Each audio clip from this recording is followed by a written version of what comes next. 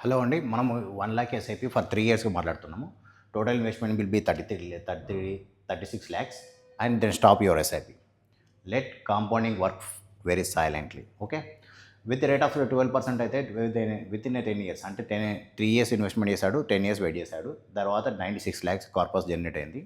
అదే 15 years investment waiting period అయితే 1.64 corpus generate అవుతుంది. అదే 20 ఇయర్స్‌లో 2.89 CR కార్పస్ జనరేట్ అవుతుంది. విత్ రేట్ ఆఫ్ 12% కాకుండా he is a very aggressive. Market గురించి అర్థమైంది, తనకి ఏం చేయాలో ఎప్పుడు చేయాలో తనకు అడ్వైజర్ ఉన్నాడు. అప్పుడు దాని 15% సిఆర్ చేరుతుంది అనుకుంటే 10 ఇయర్స్లో అయితే 1.15 సిఆర్ జనరేట్ అవుతుంది. అదే 15 ఇయర్స్లో 2.36, 20 ఇయర్స్లో 4.86 జనరేట్ అవుతుంది. స్మాల్ డిసిప్లిన్ అండి. షార్ట్ ఎస్ఐపి పీరియడ్ ఇది. లాంగ్ టర్మ్ పేషెన్స్ ఉంచుకోవాలి. You stop your investing but your compounding always working for you. Okay.